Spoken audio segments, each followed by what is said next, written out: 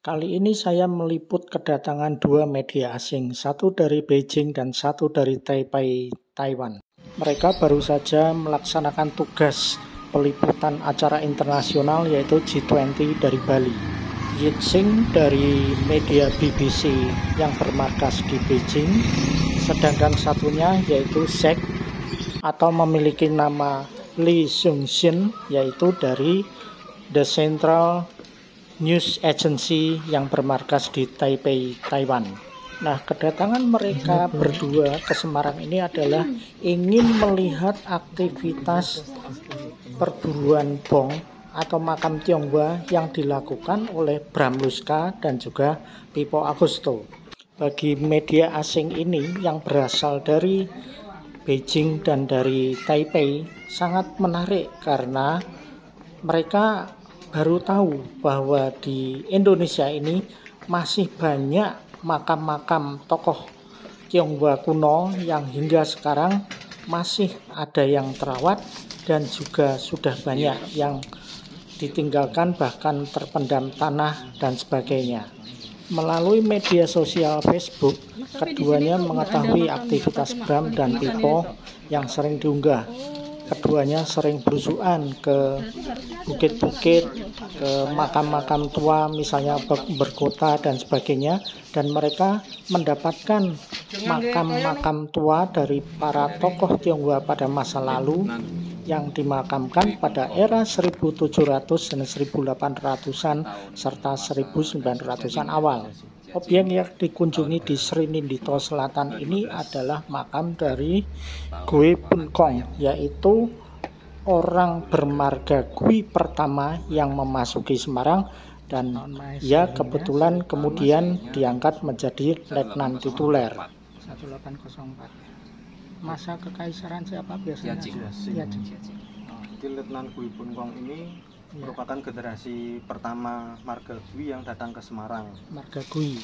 Menurut penuturan keturunannya ini datang sekitar akhir 1700, dan menurut buku riwayat Semarang sebelum menjabat sebagai letnan, beliau ini juga anggota Budel Kramer. Setelah itu diangkat menjadi letnan. Oke. Lalu ini yang asli, ini renovasi tambahan masa Pingkok. Ya. Terus itu di sana itu ini enggak, samping sana pojok bawah ini pondasi. Ya ini mestinya kan ke belakang. Latar kamu ya. Ya. Ke belakang. Kegiatan seperti inilah yang dianggap unik oleh Yixing dan juga Zek. Karena itulah selesainya tugas peliputan G20 di Bali, mereka menyempatkan diri mampir ke kota Semarang. Sekaligus sebagai pengetahuan bahwa daerah ini dahulunya memang daerah pemakaman yang kemudian sekarang beralih menjadi pemukiman yang padat.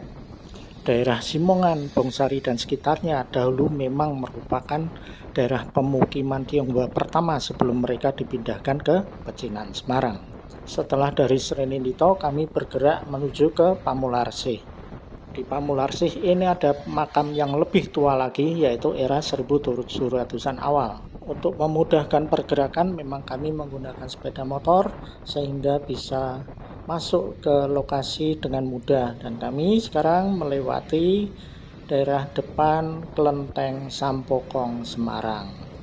Sebagai pengetahuan bahwa Bram Luska dan Pippo Augusto ini bergerak menelusuri bong-bong tua sejak tahun 2019, dan mulanya memang mereka mengikuti apa yang saya lakukan ketika menelusuri jejak-jejak makam tua, dan kemudian mereka justru lebih mendalam lagi karena mereka paham membaca bahasa Mandarin. Dan ini adalah daerah pemukiman di Pamularsih yang seperti daerah lainnya dahulunya ini adalah daerah perbukitan yang merupakan kawasan pemakaman pada masa itu. Kami menuruni daerah yang berbukit dengan kondisi jalan yang agak licin dan mendapati makam dari era 1715, yaitu makam dari Kwe Sinpo dan Ling Wan Dan. Jadi di dalam satu makam ada 2 jenazah, yaitu makam suami istri. Namun belum diketahui siapa mereka karena dalam catatan Officer Tionghoa nama mereka tidak didapati. Sekalipun dikerubut banyak nyamuk, tapi aktivitas Yixing dan Sek memang tetap berjalan dan mereka tetap antusias mengikuti aktivitas yang dilakukan oleh Pipo Agusto dan Bram Bluska, misalnya dalam pembersihan lokasi bong dan juga membaca apa yang tertulis pada batu nisan.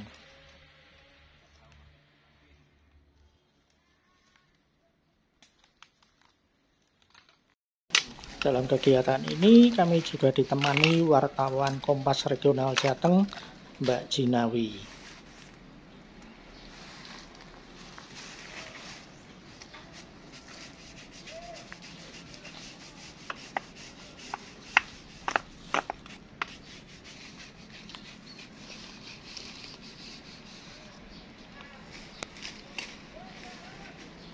Kangsi.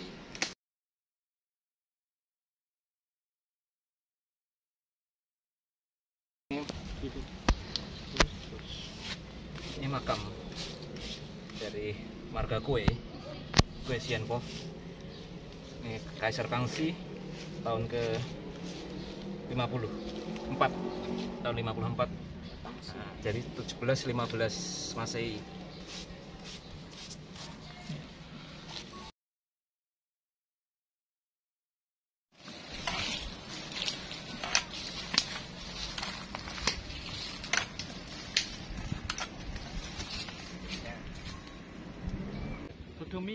Jack menyatakan bahwa ia tidak mengetahui sebelumnya bahwa masih banyak makam Tionghoa kuno yang ada di Indonesia yang masih terawat dan sebagian memang perlu perhatian.